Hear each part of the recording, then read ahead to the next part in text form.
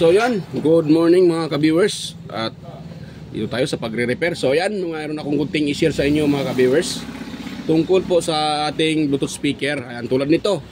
Kung sakaling kayo ay ano bang tawag dyan? So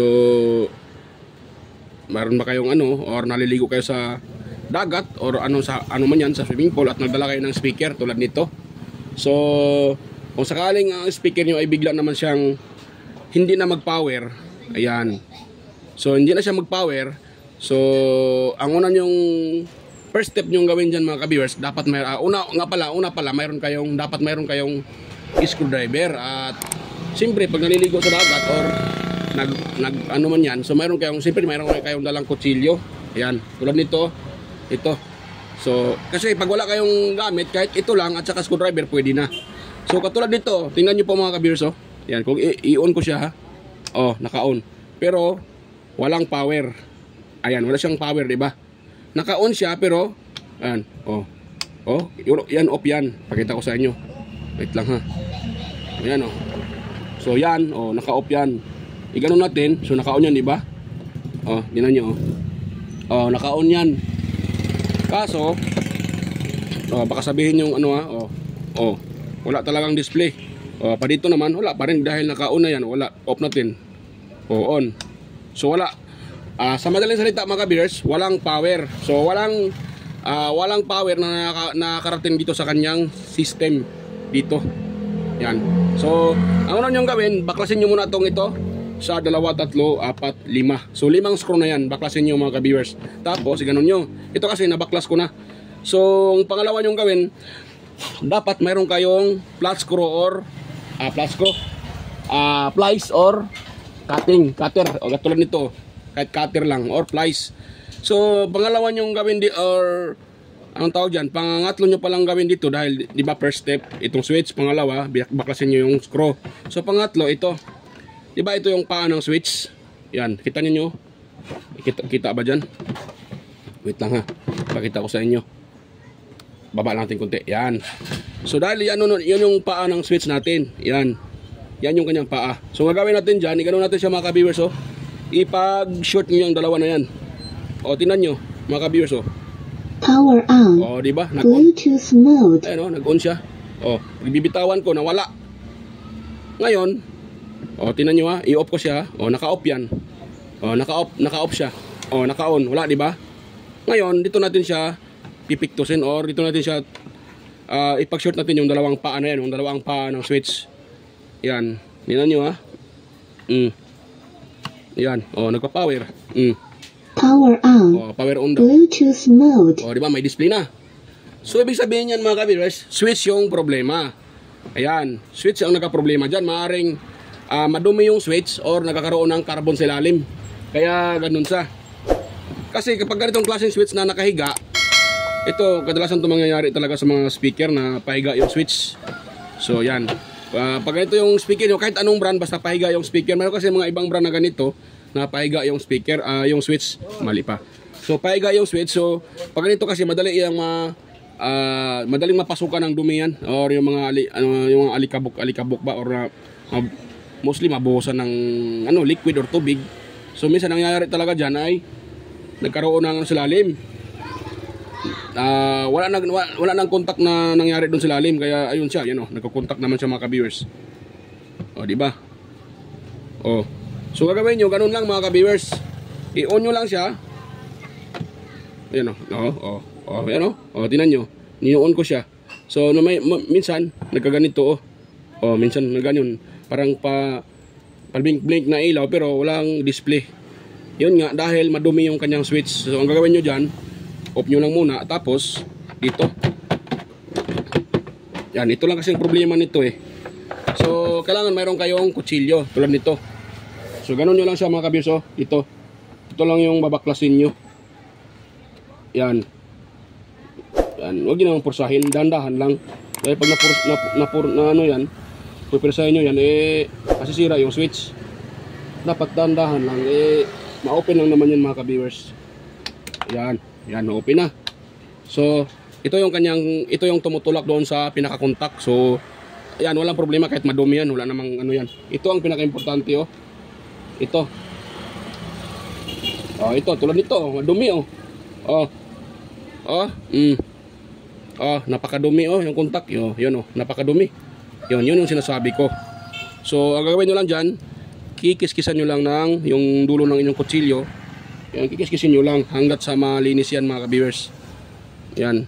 Ito, simpleng tips ito. Simpleng sira, pero pag wala kang alam nito, sasakit ulo nyo nito. So hindi nyo magagamit yung inyong speaker dahil nga hindi naman siya nagpa-power dahil dito sa dumi na to na nakabara sa switch. So pag mayroon kayong ano, kung gusto nyo na hindi nyo na i-open ito para magagamit nyo lang pag nagmadali kayo, pwede naman i-jumper nyo doon yung, kung nakita nyo kanina yung saan ko ginaganon sa plies or sa cutter, yung dalawang paa ng switch, pwede nyo jumperan nyo ng alambre. Kahit alambre. Ayan, kahit alambre mga kabis, pwede yun. Ang importante lang magkakaroon ng contact para magpa-power yun.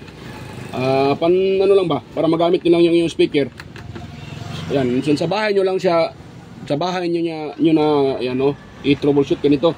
I-open yung switch para, minsan kasi, ginagamit natin, tapos ino-off, nung gagamitin ulit, wala na. Hindi na nagpa-power. Maaring yun nga may problema. Ito, madumi dito at saka dito. Kaya ang ginagawa ko, yun o, malinis no. Kinikis-kis ko siya. At saka ito. Ito kasi kanina lang to dinala ito sa akin eh. Yan. Kanina lang to dinala. Yan, so mayroon pang isa dito, hindi pa kinuha, kahapon pa yan mga kaberso. Ayun, kapareho din sila ng forma. Pero yung model naman, yung ito naman ay 1808, yun naman 1809. Yan, yung isa na yan. Pareho lang sila ng design. Pareho din ng brand, Brodo. So, yun. So, gano'n lang mga kabilas. Ngayon, isa ulit natin yan. Pakita ko sa inyo kung paano solusyonan yung mga ganyang sira ng speaker. Huwag kayo agad-agad magbabaklas kahit saan dyan. Ito muna ang itest nyo. Pag ganito yung speaker nyo, nawalan bigla ng power at ganito yung design niya, pahiga yung switch. So ito lang yung unang yung first step gawin mga ka-viewers. Huwag kayong basta-basta magbakas-baklas dyan para hindi mas ladong masira. So try nyo munang ito, baklasin tong switch niya or jumperan, tulad ng ginawa ko kanina na ginampiran, ipinag-ano ko ng plies at nakaka-power siya. So yun lang ang problema eh. Ito pinaka-switch niya. Ito, kadalasan itong nangyari sa mga Bluetooth speaker na ganito yung switch gamit at pahiga. Yan. Nahulog pa. Yun. Yan. Yan, o diba? O, naka-plaster na siya. Wait lang muna. Yun. So, plaster na. So, ngayon, power on. Bluetooth mode. So, isauli natin to. Ang pagsauli naman ito mga kabis ito, kita nyo ito. Itong parang ano na to, parang ano bang tawag dyan, itong parang bilog na yan, dito yung banda, ito namang may guhit sa taas banda. So gano'n lang siya oh. Yan. Pag ito ay nahulog, ito pag nahulog to, lagyan nyo lang ng grasa para didikit at hindi siya mahulog. Yan, gano'n natin, itulak lang siya pababa mga kabis, tulak lang. Yan lang ha, mali yung pagkaano ko ha. So, ano lang siya, itulak nyo lang pababa. Yun. O, diba? Off siya. Off. Power. Okay na. Power on. O, diba? Bluetooth mode. Ayun. Ganun lang kasimple mga ka-viewers ang pag-repair ng Bluetooth speaker na biglang nawala ng power. So, ganun na lang yung gawin nyo. Ano, meron ng power. O, diba? So, meron ng power. So, ganun lang kasimple. Switch lang kadalasan problema sa mga ganitong klaseng speaker na pahiga yung switch niya pag ganun, pahiga. Dahil madali yung mapasukan ng dumi eh. So pag walang power, kahit anong on nyo, walang power talaga, walang display, wag muna kayong magbaklas kahit saan dyan. Or yung iba kasi binabaklas yung board, pinuputol-putol yung mga wiring. So wag po, dahil imbis na simple lang ang problema, baka naman mas dadami pa yung problema. So kailangan natin ng kunting panaliksik. Ayan, ang una nyong gawin, huwag muna kayong magbaklas kahit saan. Dito muna, pagkatapos itong baklasin, ito lang yung tinuturo ko sa inyo kanina. Dito, yung dalawang, Yan, yung dalawang ano yan, yung dalawang paa ng, di pala kita, kagwang na. Ano, yung dalawang paang switch na yan, pag dikitin nyo lang ng flat screw or plies. So pag once nagpa-power yan, ibig sabihin switch yung problema. Pero kung sakaling hindi ito nagproblema mga ka-viewers, so may ano na yan, may tama na minsan yung baterya niya ay nade-drain or yung BMS ay may problema, hindi na nagbibigay ng output yung BMS or pinakatabing wire ng baterya ay kinalawang at walang kontak, kaya ganun yung nangyayari. So pag ganun ang problema, kailangan nyo talagang baklasin itong buo. Yan, itong buo lahat ng screw niya. Kasi yung baterya nito nasa lalim mula dito andoon talaga sa lalim baterya nito. Bali ang baterya nito ay 4 mga kabers. Ito yung kanyang baterya. Yan, itong 4 na to. Ito yung design. Tapos dito may BMS. Pag sira yung BMS, hindi talaga. Wala talagang maglalabas na voltahe. Or sa 4 na to, kung may isa nito na sira, yan, hindi din magbibigay ng output si BMS. Kaya minsan yan dito lang dahilan kaya wala din siyang power. Pero kung yung ginagawa nyong pangalawang step or pangatlo dito sa switch na to ay pinagdugtong nyo, nagkakaroon siya ng power, so ibig sabihin switch lang. So ganun lang gawin nyo. Katulad dito, nililinis ko lang yung switch at okay na.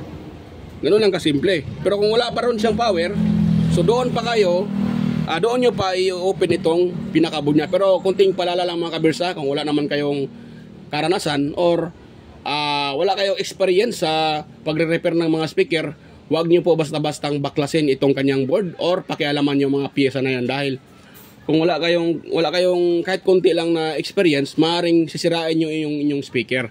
Yan, so kung gusto nyo namang matuto kung paano mag-repair, so pwede nyo namang puntahan yung aking channel sa aking YouTube channel, Kois Repair and Tutorial, at sa aking Facebook sa Facebook mayroon din naman ako upload, so maaaring yung puntahan yan. Pero kung gusto nyo ng full tutorial, doon sa aking YouTube channel mayroon akong full tutorial doon kung paano mag-repair ng speaker. Hindi lang speaker, marami tayong pwedeng i-repair, klase-klase. So yon, ganun lang mga ka-viewers. Huwag nyo po basta-bastang baklasin, putulin yung mga wirings, dahil pag yan po ay nagsushort yung mga wire, so maaaring may mga components dyan na masisira pa. So imbes na yung sira ay switch lang, so baka pa madamay pa yung mga ito, yung mga components na yan, yung like capacitor, SMD, capacitor, resistor, yung mga mga regulator, maaaring masira yan, pati yung pinaka-charging IC pag kayo po ay magkamali dyan.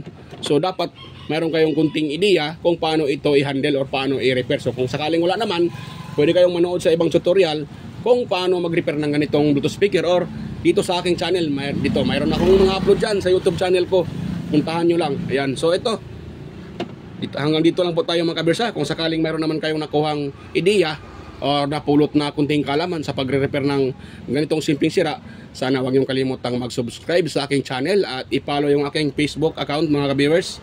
Ayan, so yan.